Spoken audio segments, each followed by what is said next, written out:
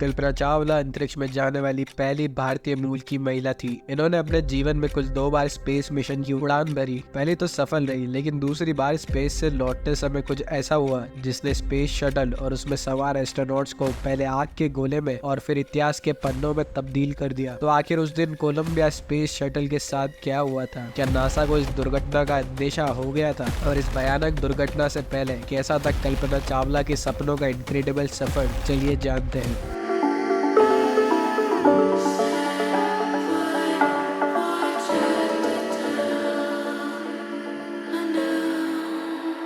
कल्पना चावला का जन्म 17 मार्च सन 1962 को हरियाणा के करनाल में हुआ था।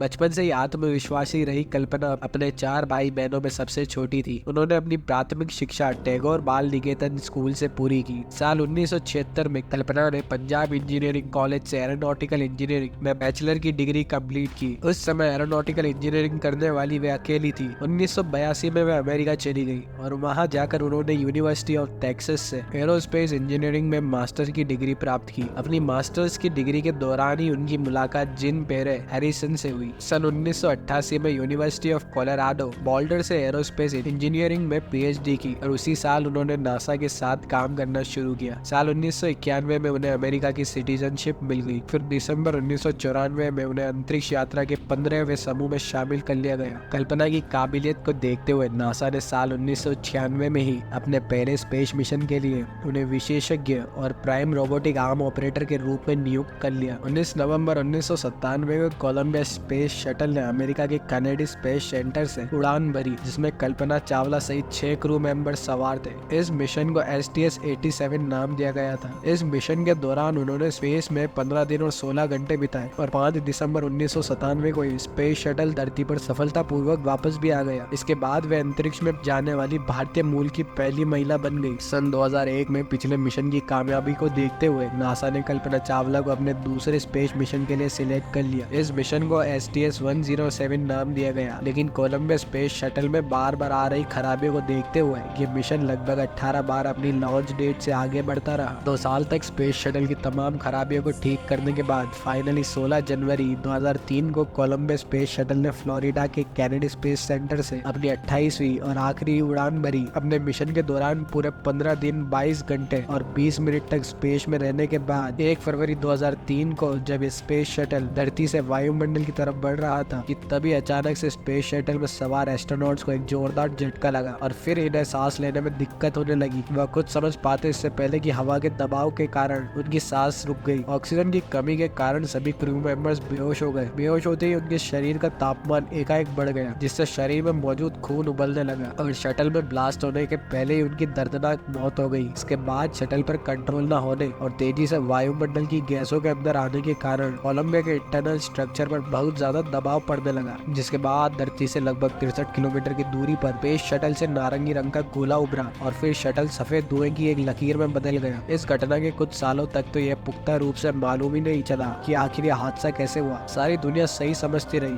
कि कहीं न कहीं क्रू मेंबर से कोई गलती होगी, लेकिन जब नासा ने इस मामले में बारीकी से जांच की तो ऐसा सच निकल कर सामने आया जिसने सबको हैरान कर दिया। नासा के मुताबिक ये पूरा हादसा इंसुलेशन फॉर्म के कारण हुआ। अब आप सोच ही रहे होंगे इंसुलेशन फॉर्म भला क्या भला है और इसके कारण इतना बड़ा हादसा कैसे हो गया। तो दोस्तों, इसे समझने के लिए हमें स्पेस शटल में इस्तेमाल होने वाली कुछ बेसिक चीजों के बारे में समझना होगा। दोस्तों, आपको पता ही है, जिस स्पेस शटल में एस्ट्रोनॉट यात्रा करते हैं उसे अंतरिक्ष में पहुंचाने के लिए इस्तेमाल किया जाता है। इन रॉकेट को भी ग्रेविटी के अपोजिट तेजी से अंतरिक्ष की ओर ले जाने का काम किया जाता है। ये रॉकेट अंतरिक्ष में जाने के लिए काफी जरूरी होता है। इन रॉकेट को भी ग्रेविटी के अपोजिट तेजी से अंतरिक्ष की ओर ले जाने के लिए जरूरी होता है फ्यूल। तो दोस्तों, ये फ्यूल 2 तरह के होते हैं, पहला लिक्विड फ्यूल और दूसरा हार्ड फ्यूल। लिक्विड फ्यूल में ज्यादातर लिक्विड ऑक्सीजन और लिक्विड हाइड्रोजन का इस्तेमाल किया जाता है। ये दोनों ईंधन बहुत कम तापमान में तरल रूप में होते हैं, इसलिए इतने कम तापमान को मेंटेन करने के लिए इस पूरे फ्यूल टैंक को अंदर और बाहर दोनों तरह से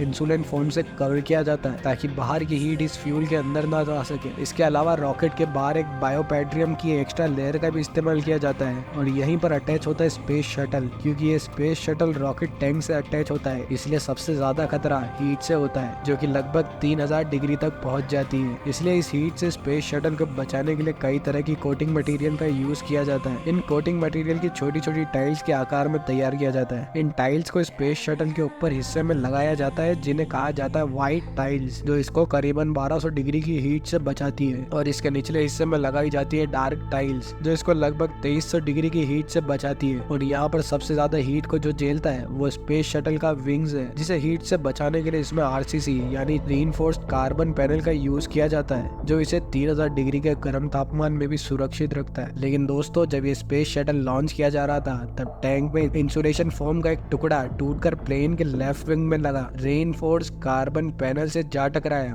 जिसके कारण स्पेस शटल के विंग में लगभग 10 इंच गहरा छेद हो गया। और किसी ने सोचा भी नहीं होगा कि इंसुलेशन फोम का ये एक छोटा सा टुकड़ा प्लेन की विंग को इतना ज्यादा नुकसान पहुंचा देगा कि जब ये स्पेस शटल धरती पर वापस आएगा तब ये हवा के दबाव को झेल नहीं पाएगा, जिसके कारण सारी हीट इसके अंदर चली जाएगी और ये भयानक हादसे का शिकार हो जाएगा। नासा के मुताबिक दुर्घटना का असली कारण ये इंसुलेशन फोम ही था। इस बात को पुख्ता करने के लिए नासा की इन्वेस्टिगेशन टीम ने कोलंबिया स्पेस शटल के विंग्स का डुप्लीकेट बनाकर उसी तरीके का एक फॉर्म का विंग पर लगभग 8 से 4 किलोमीटर प्रति घंटे की रफ्तार से बार बार फेंक कर देखा, तो पाया गया कि कोलंबिया स्पेस शटल की दुर्घटना होने का असली कारण लॉन्चिंग के दौरान इंसुलेशन फॉर्म के टकराने से हुआ। इस हादसे का 10 साल बाद जनवरी 17, 2013 को कोलंबिया के प्रोग्राम मैनेजर वैन हेल ने अपने एक ब्लॉग में खुलासा किया था कि लॉन्चिंग के दौरान इस फॉर्म के टुकड़े वाली घटना को नासा की MMT यानी मिशन मैनेजमेंट टीम ने देख लिया था और नासा ने इस बात को पक्के तौर पर समझ चुका था कि कोलंबिया स्पेस शटल के सभी क्रू मेंबर्स धरती पर सुरक्षित नहीं लौटेंगे। लेकिन फिर भी नासा ने यह बात अपने सभी क्रू मेंबर से छुपाई और उन्हें मरने के लिए छोड़ दिया। हालांकि कुछ लोगों का मानना है कि नासा यह अनुमान नहीं लगा सका कि स्पेस शटल को कितना नुकसान हुआ है। वहीं कुछ वैज्ञानिकों का ये भी कहना है कि यदि ये जानकारी स्पेस शटल में बैठे एस्ट्रोनॉट्स तक पहुंच भी जाती तो वे कुछ नहीं कर पाते। इसके अलावा एक तर्क ये भी दिया जाता है कि नासा के रिसर्च ये नहीं चाहते थे